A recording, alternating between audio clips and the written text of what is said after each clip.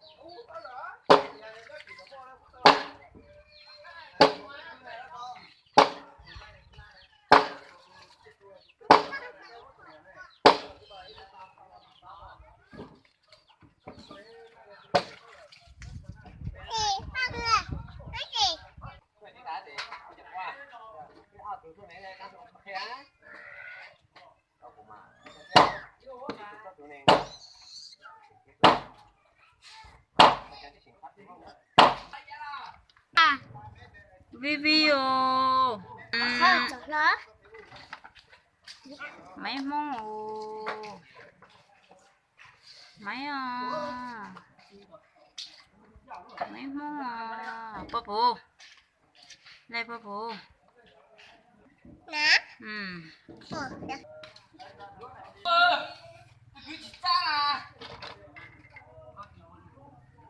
cái này đâu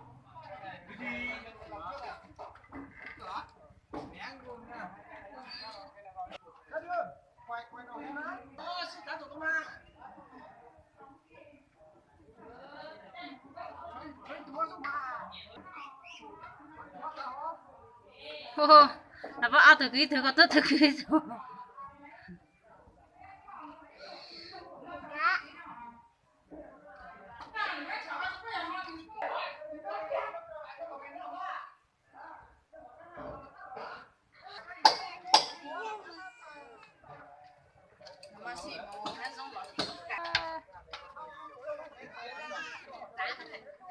Hai con này chật chật.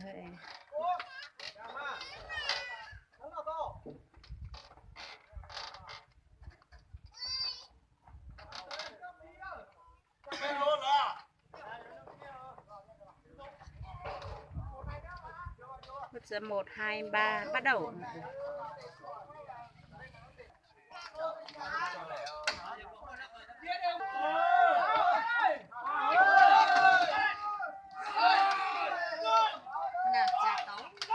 Tao coi tụi ta tao này sẽ họ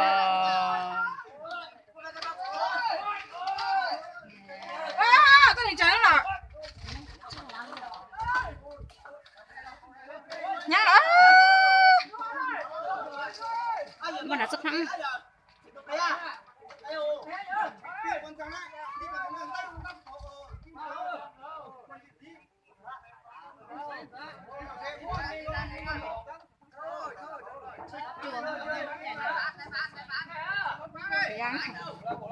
Anh chạy thì là để nó đòi anh chạy.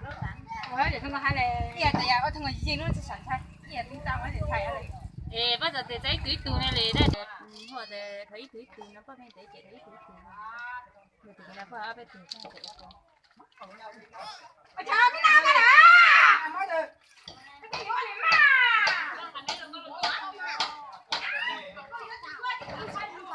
Đây, họ nên phải đặt con nó chạy đi tụi tao thằng.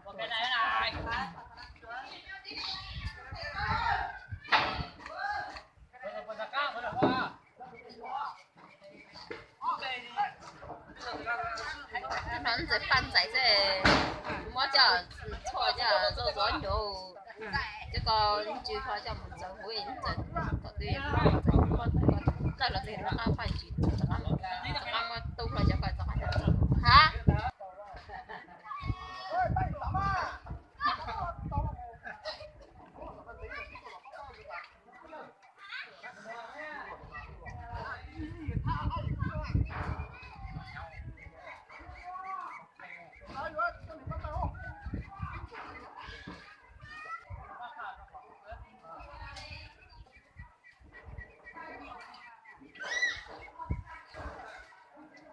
Đây làm trầu á, làm trầu đó là tao mắc qua chị qua.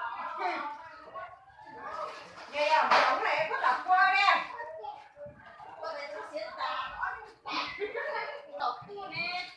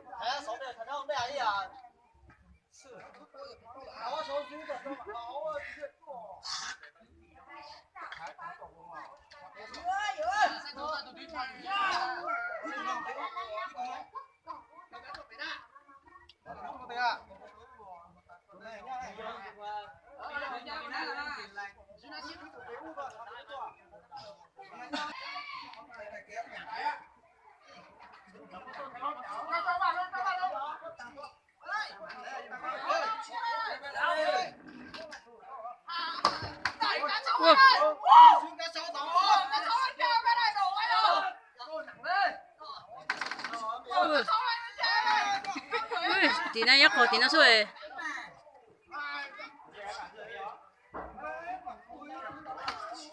Dạ,